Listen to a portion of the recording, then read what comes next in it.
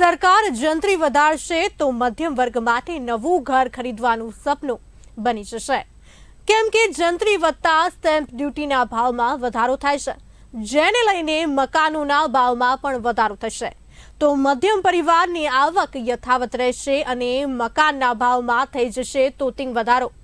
જો કે જંત્રી વધારાના મામલે બિલ્ડર્સ હવે સરકાર સામે બાયો ચડાવી છે અને અમદાવાદ, રાજકોટ સહિત જિલ્લામાં આજે મૌન રેલી યોજી હતી અને આવેદનપત્રો પણ આપ્યા હતા। સાથે ક્રેડાઈ દ્વારા અરજી માટે ઓફલાઈન વિકલ્પ આપવા સહિતની અન્ય માંગણીઓ પણ કરવામાં આવી છે।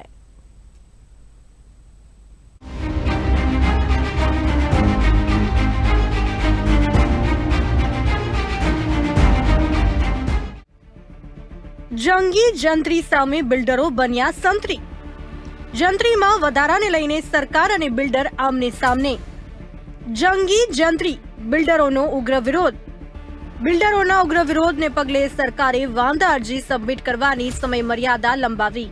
સરકારે વાંધા અરજી સબમિટ કરવાની સમય મર્યાદા 1 માસ લંબાવી। અરજી માટે ઓફલાઈન વિચારણા પર સરકાર કરી રહી છે વિચારણા। રાજ્ય સરકાર દ્વારા જંત્રીના સૂચિત દરમાં કરાયેલા તોતિંગ વધારાની સામે બિલ્ડર્સે હવે સરકાર સામે બાયો ચડાવી છે। સરકારે વાંધા અરજી રજૂ કરવા માટેની મુદત તો 1 મહિનો વધારી આપી છે, તો આ ઉપરાંત ક્રેડાઈ દ્વારા અરજી માટે ઓફલાઈન વિકલ્પ આપવા સહિતની અન્ય માંગણીઓ પણ કરવામાં આવી છે।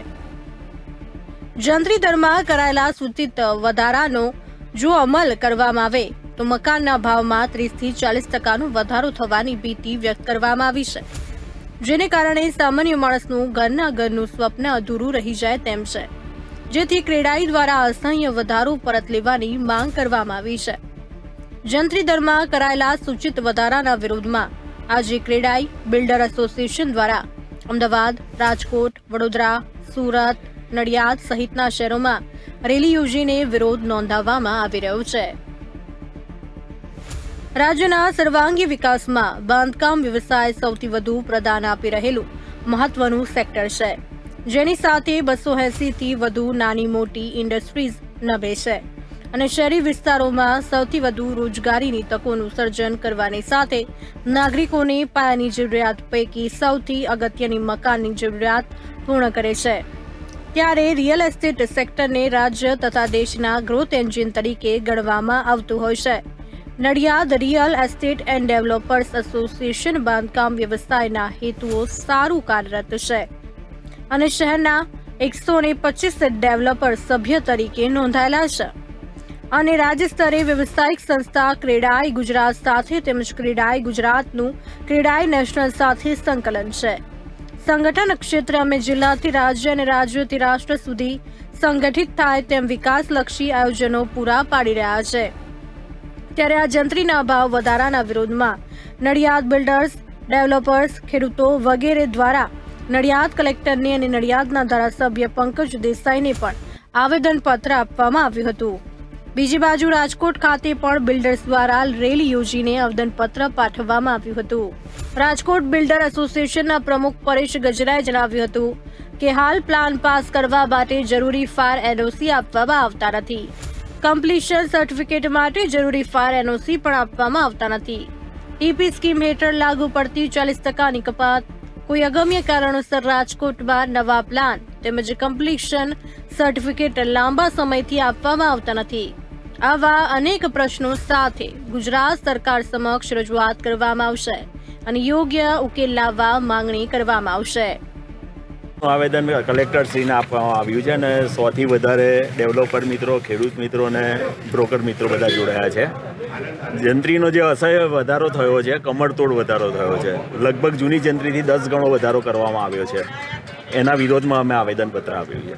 અત્યારે કલેક્ટરશ્રી સાહેબથી આશ્વાસન આપ્યું છે કે અમે ખરેખર હવે ગ્રાઉન્ડ લેવલે જ તપાસ કરીને કરીએ છીએ અને એમના તરફથી રિસ્પોન્સ ઘણો સારો મળ્યો છે અને તે અમને એવું લાગે છે એમની વાતો પરથી કે ખરેખર એ રસ લઈને જંત્રીના એમાં જે સૂચિત જે છે એમાં ઘણો ઘટાડો થશે એવું લાગે છે અત્યારે। રમેશભાઈ, આજે વધારો થયો છે, એનાથી કેટલું નુકસાન?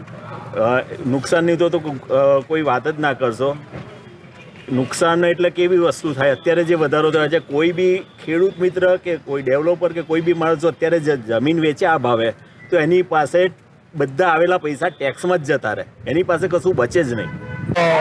જંત્રી દર વધારો ને લઈને અને આ જોશો તો પ્લાન અને કમ્પ્લીશન જે કોર્પોરેશનમાં મંજૂર નથી થતા એને લઈને અમે આજે મૌન રેલીનું આયોજન કર્યું છે. જંત્રી દર વધારો છે એ 31 માર્ચ સુધી અમને એમાં સાંભળવામાં આવે, વાંધા સૂચન લેવામાં આવે અને કોર્પોરેશન અને રૂડામાં જે પ્લાન પાસ ને કમ્પ્લીશનની પ્રક્રિયા છે એ સરળીકરણ એનો કરવામાં આવે એવી અમારી માંગ છે. 10 થી વધારે એસોસિએશન અમારા ભેગા આજે જોડાવા છે.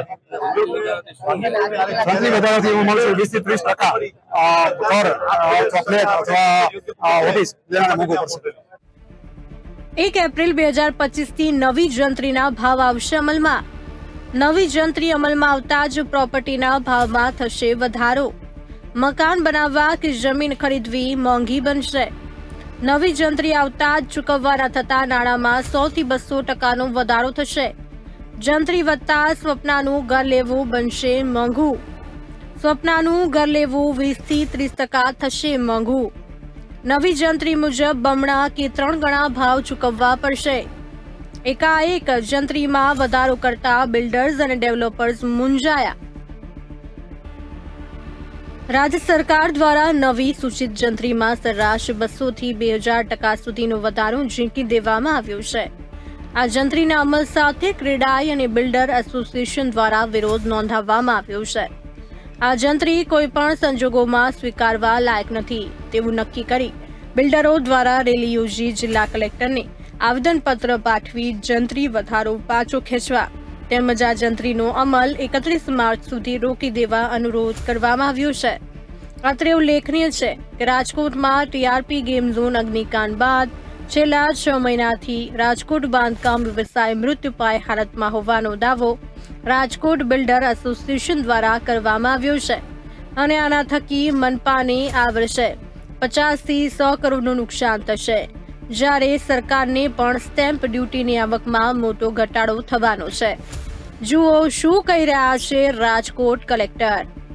બાબતે જે રજૂઆતો મળે છે એને ધ્યાને રાખી સરકારશ્રીએ ઓનલાઈન પોર્ટલમાં વાંધા સ્વીકારવાની પ્રક્રિયા ચાલુ કરી દીધી છે. અત્યાર સુધી રાજકોટમાં લગભગ 150 જેટલા વાંધાઓ આવ્યા છે અને એની ઊંડાણપૂર્વક તપાસ કરવામાં આવી રહી છે.